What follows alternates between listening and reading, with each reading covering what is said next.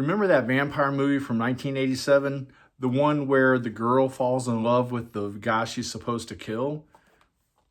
Nope, not that one. Hey everybody, Steve back with another video. And today we're taking it back to 1987 for Kathryn Bigelow's Near Dark. Released on October 2nd, 1987, Near Dark was Kathryn Bigelow's first, or her solo directorial debut. Kathryn Bigelow brought us other movies such as Point Break, Strange Days, The Hurt Locker, and Zero Dark 30. Near Dark had a runtime of about 1 hour and 35 minutes. And if you're not really familiar with it or you don't remember seeing it, that's okay, because Near Dark came out 2 months after The Lost Boys took cinemas by storm. I think it's safe to say almost everybody remembers or has heard of The Lost Boys.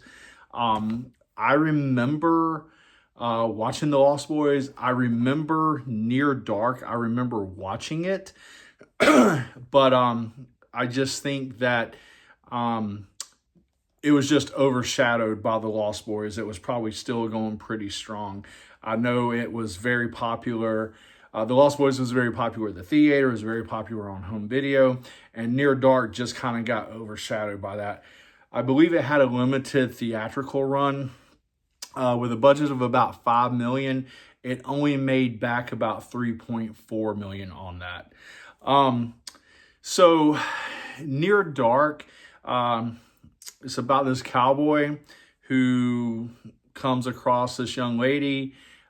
She inadvertently ends up turning him into a vampire, and he's trying to make it back home, and he's picked up by the traveling group of vampires.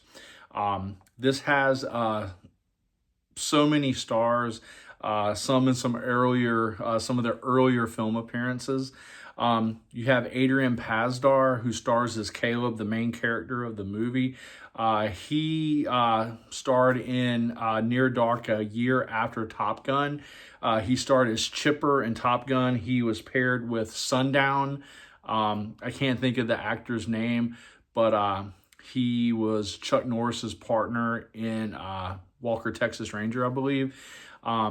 He had the Rising Sun. His Sundown had the Rising Sun on his helmet, and he flew with Maverick a couple of times. And you see Sundown and Chipper, Adrian Pasdar, talking a little bit about at the graduation about whether or not Maverick's going to show up. Adrian Pasdar also starred in Carlito's Way, The Exorcism, as well as had recurring roles on Lost and Agents of S.H.I.E.L.D. It stars Jenny Wright as May, the female that he falls in love with and who turns him into a vampire. She starred in Young Guns 2 as well as The Lawnmower Man. And then you had a reunion of such with some Aliens cast members. You had Lance Henderson, who stars as the leader of this bunch of vampires, Jesse. You have Bill Paxton starring as Severin, kind of the wild card of the bunch, as well as Jeanette Goldstein, who was Vasquez in Aliens. She stars here as Diamondback. And then rounding out the band of vampires is Joshua Miller starring as Homer. I'm not really too familiar with him. Rounding out the cast, you have Tim Thomerson, who starred as Jack Death in the movie Trancers, as well as Brick Bardo in Dollman. He also starred as Doug's dad, Colonel Masters in Iron Eagle, as well as roles in The Wrong Guys and Barry Allen's brother in the Flash TV pilot from 1990. As far as the movie itself goes, I saw this back on cable, whether it was Showtime, Cinemax, whatever it was, back when it would have come out. And I remember not being that impressed with it. I just didn't like the movie. It's got some interesting takes. If I remember correctly, I did just give this another watch this past week.